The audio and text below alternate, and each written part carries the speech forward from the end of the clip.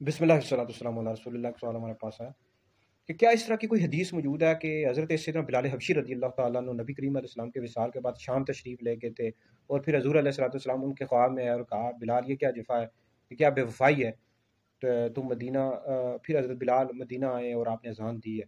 بالکل یہ واقعہ حدیث کی کتاب ہے آثار السنن، اس میں موجود ہے۔ اس طرح اصول الغابہ جلد نمبر 1 میں بھی یہ واقعہ موجود ہے۔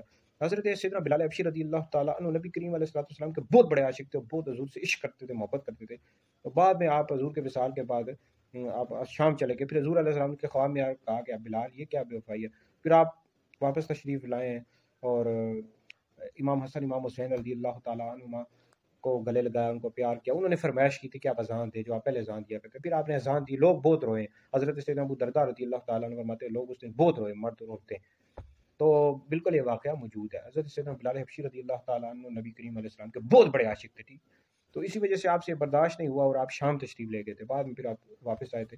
بالکل یہ واقعہ موجود ہے، اس کو بیان کر سکتے ہیں۔ دیکھیں نبی کریم علیہ السلام کے تمام صحابہ حضور کے عاشق تھے، بہت عشق اور محبت کیا کرتے، ہر ایک کا اپنا عشق کا انداز ہوتا ہے، ٹھیک ہے جی۔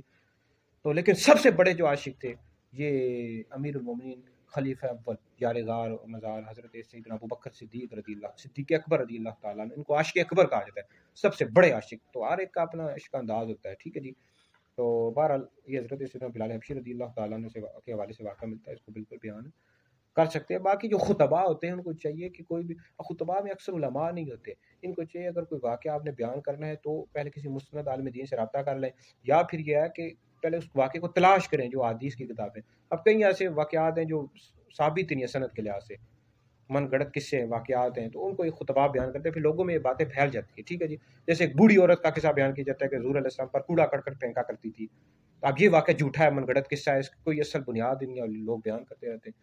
تو اس طرح کی کچھ چیزیں ہوتی ہیں، آپ لوگوں کو چاہیے کہ پوچھ لیا کریں، یا ہم سے بھی رابطہ آپ کر سکتے ہیں۔ مفتی دانش حیدری یا میرا یوٹیوب چینل ہے، آپ جائیں وہاں پر میری ویڈیوز موجود ہیں، وہاں پہ سن لیا کریں۔ اس طرح سوشل میڈیا ہے مفتی دانش حیدری، وہاں پر آپ میری ویڈیو سن سکتے ہیں، یا میرے واٹس ایپ پر رابطہ کر لیں، انشاءاللہ آپ کو جواب دے دیں گے کوئی بھی مسئلہ ہوا۔ اللہ کا شکر ہے میں کئی اہل سنت کے جامعات میں پڑھتا رہا ہوں، تو ماحول دیکھا ہے، وہ خطباء جو ہوتے ہیں ان کا اکثر جو خطیب لوگ ہوتے ہیں ان کا کتابوں کی طرف رجحان ہی نہیں ہوتا، بس قصے کہانیاں سناتے رہتے ہیں۔ تو اس میں ہم لوگوں کو توجہ کرنی چاہیے بھائی، کوئی واقعہ بیان کرنا ہو تو پہلے آپ پوچھ لیا کریں۔